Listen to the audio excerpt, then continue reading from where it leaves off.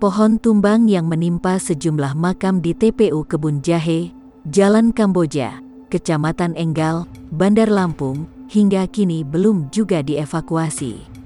Padahal, pohon jenis Ambon setinggi hampir 8 meter itu roboh di tengah-tengah makam pada Mei tahun 2021 lalu, tepatnya 5 hari menjelang Hari Raya Idul Fitri.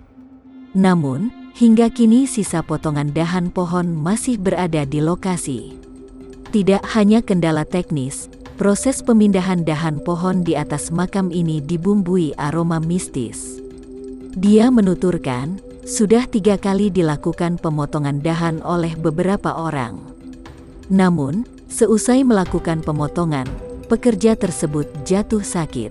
Akhirnya, proses pemotongan pohon ini tidak dilanjutkan kembali.